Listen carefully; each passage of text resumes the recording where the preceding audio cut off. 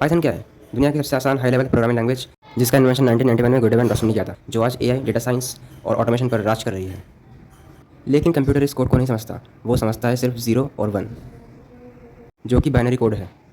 इसलिए यहाँ पे इंटरप्रेटर काम आता है, जो हमारे लिखे कोड को बाइनरी कोड में कन्वर्ट करता है। इस कोड्स को समझने के लिए आपका पूरा फोकस एंड तक होना चाहिए, तभी आपको समझ आएगा। स्टार्ट करते हैं ऑपरेटर्स से। इनका यूज़ मेनली हम plus minus multiply divide basic calculation, variables में वैल्यू पुट करने के लिए, कुछ कंपेयर करने के लिए या फिर कोड में लॉजिक बिल्ड करने के लिए यूज़ करते हैं। जैसा कि आप लोग टेबल देख सकते हैं। तो आप लोगों को पीसी में पाइथन रन करने के लिए कुछ भी इंस्टॉल नहीं करना है, सीधे गूगल पर गूगल कोलैब सर्च करो, देन न्यू नोटबुक पर क्लिक करो। अब कनेक्ट कर लेते हैं और जो अनटाइटल्ड फाइल है उसे रीनेम कर लेते हैं main.py। नाउ हम पाइथन का फर्स्ट प्रोग्राम रन करेंगे। आपको प्रिंट और पैरेंथेसिस ला कर कुछ इस तरीके से हेलो वर्ल्ड को डबल कोट्स के अंदर लिखना है। इसे रन करने पर हेलो वर्ल्ड आउटपुट आएगा। इस फंक्शन का यूज़ हम कोई भी डेटा आउटपुट में शो करने के लिए करते हैं। नाउ हम कोड पर क्लिक करके न्यू सेल क्रिएट करेंगे। अब मान लो कि हमें इस डेटा को कंप्यूटर की मेमोरी में सेव करना है, तो हम यूज़ करते हैं वेरिएबल्स का। बस इतना समझो कि मेमोरी के अंदर एक खाली डिब्बा है, जिसमें आप जो भी टाइप का आइटम रखना चाहो रख सकते हो। आपको बाकी लैंग्वेज की तरह यहाँ पर इंट और स्ट्रिंग पहले से लिखने की कोई ज़रूरत नहीं है।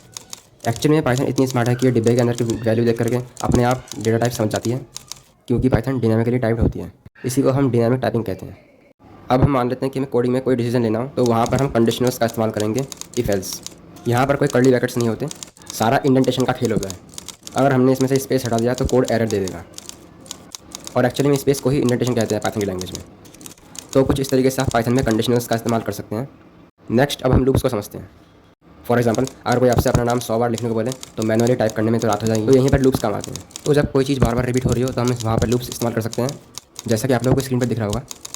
तो कुछ इस तरीके से आप लोग लूप्स का इस्तेमाल कर सकते हो। नेक्स्ट अब हम लोग पाइथन के मोस्ट इंपॉर्टेंट डेटा टाइप्स की बात करें, तो जब हमें बहुत सारा डेटा एक ही वेरिएबल में स्टोर करना हो तो वहाँ पर हम लिस्ट और टेबल्स का इस्तेमाल करेंगे।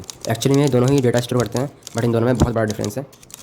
लिस्ट को हम स्क्वायर ब्रैकेट्स में रखते हैं, जिसे हम क्रिएट करने के बाद कभी भी चेंज कर सकते हैं, क्योंकि ये म्यूटेबल होती है, और इसमें हम अपेंड मेथड का यूज़ करके न्यू आइटम भी ऐड कर सकते हैं। बट टेबल्स को हम पैरेंथेसिस में लिखते हैं, जिसे हम एक बार क्रिएट करने के बाद चेंज नहीं कर सकते, क्योंकि ये इम्यूटेबल होती है। तो इंटरव्यूअर को इतना बोलने से ही आपका इंप्रेशन सेट हो जाएगा। आप लोग स्क्रीन में देख सकते हैं कि टपल का वैल्यू चेंज करने पे टाइप एरर आ गया, क्योंकि हम टपल ऑब्जेक्ट में इंडेक्सिंग का यूज़ करके आइटम की वैल्यू चेंज नहीं कर सकते।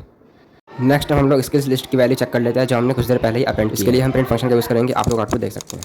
नेक्स्ट हम पाइथन के one of the most important topic functions की बात करें, तो जब हमें बहुत बड़ा कोडिंग लॉजिक अपने प्रोजेक्ट में बार बार यूज़ करना पड़े, तो वहाँ पे हम कोड बार बार नहीं लिखते।